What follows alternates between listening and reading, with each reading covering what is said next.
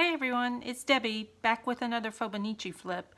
I changed my setup a little bit. I think this is going to work a lot better. I want to thank Elizabeth Wallace for recommending a telescoping arm to do my filming with. But anyways, I got a lot of comments back on my last video, and I really appreciate everyone's comments. I was really overwhelmed by the response that I got. Didn't really know what to expect after filming a YouTube video. And people were just so sweet and kind with their comments and encouraging me to do more. So here I am. I'm going to try to do a flip through of February, and we'll see how it goes. So this is my, every month starts out with a calendar, and I just stamp the month and the days of the week and then the individual days, and then fill in whatever I have going on that day. So this kind of works out as my planner. And then these tabs, again, are from an Etsy shop called Lovely Scrolling.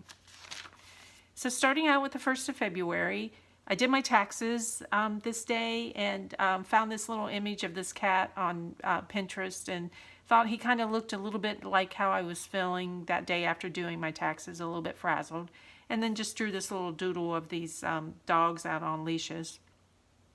I continued drawing faces and practicing drawing people. You'll see that a lot in this month's drawings. For the 3rd of February, I did this birdhouse in some tree branches, and I used my Lyra watercolors for this. The Lyra watercolor crayons, they're a really nice set of 48 different crayons. And up until I started taking watercolor classes a couple months ago, I use these every day in my Fauxbonichi. They're really nice and real easy to use. You just take like a brush pen and just wet the end of the brush and do, pick up some color from them and then just draw on your page with them. They're really fun to use. And so on the 4th of February, I was trying to do some stenciling, and I think I didn't have the stencil pushed down hard enough on the paper, and so the ink all ran together. And you really can't tell what it is, but it's actually an alphabet stencil. And then just drew another face and this little doodle of a bird in a bird cage. Then got some more face practices here.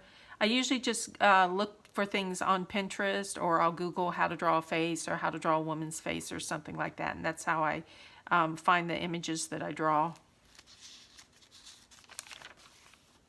This was some brush lettering that I did that day, and then another drawing of a person. And I thought the hat ended up looking more like a UFO than it looks like a hat, so I thought that was kind of funny. And then on this day, I did something a little different with this picture. I actually drew it upside down, and just to see how it would turn out. And I thought it turned out pretty good.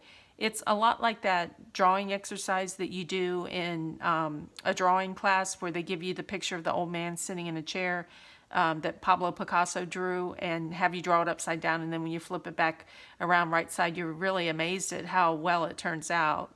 It's supposed to teach you to draw what you see and not what you think you see, like, you would draw an eye because you think you know what an eye looks like, but in this case, if it's upside down, you're just drawing a shape and not necessarily drawing what your mind thinks that it's seeing. And then I drew a little picture of Sophie. She had a bath that day, and so I drew some little soap bubbles and the little bandana that they put on her. And then just another little doodle of a little girl. I got some new watercolors, some Winsor & Newton watercolors, so I swatched them out on here and then did another drawing of a person. I had a hard time drawing her feet. The original picture had her in barefooted, and so I just put some water in there because I tried and I couldn't draw the feet. On the 10th, I drew this picture of a squirrel climbing up on a tree branch, and then found this picture of a cow. Thought it was really cute. My daughter loves cows, so I went ahead and I drew that just for her.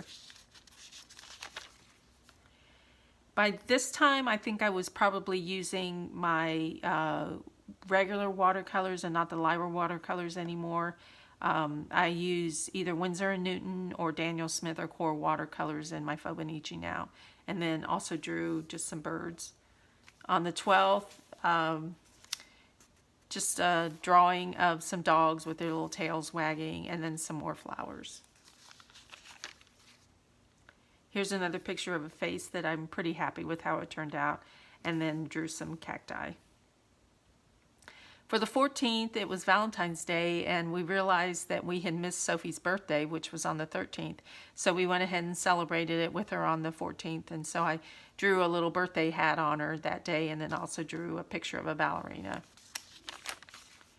On the 15th, I did another drawing of a face, and I had forgotten the lesson that I learned about watercoloring on a page where you have Tombow brush lettering on the other side, because it bleeds through, and so that's what happened there.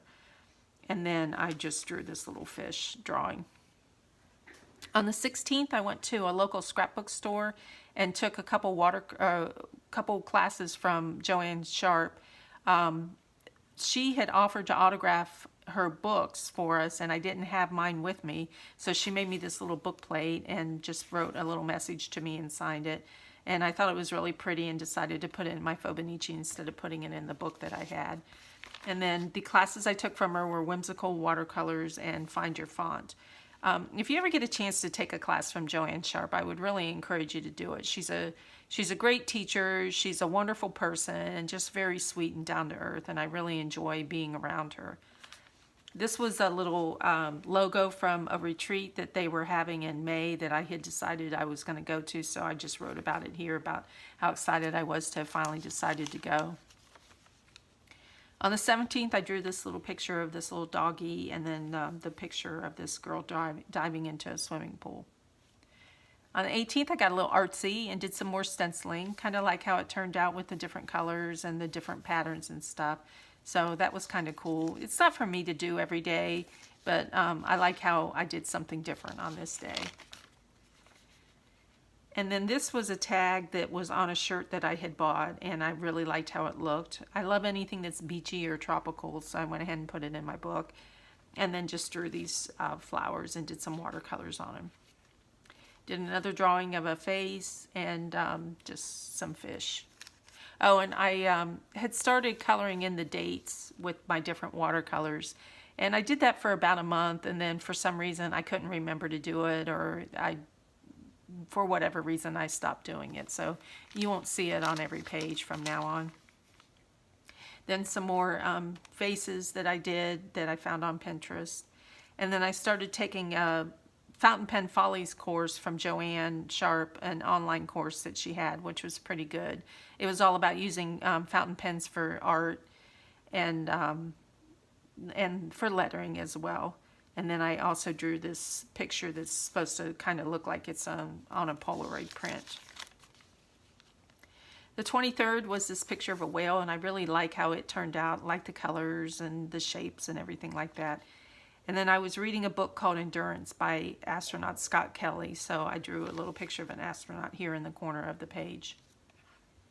For the 24th, I drew this little dancer, and I think we went out to Outback for dinner and then just did kind of a little artsy version of a cup of tea. Here's another drawing of a dancer, and then just a little doodle of a lion.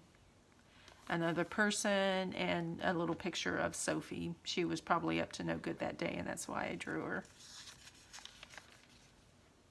This was a drawing that we practiced in the Fountain Pen Follies class. She had us draw using the fountain pens and color, and then using the different colors.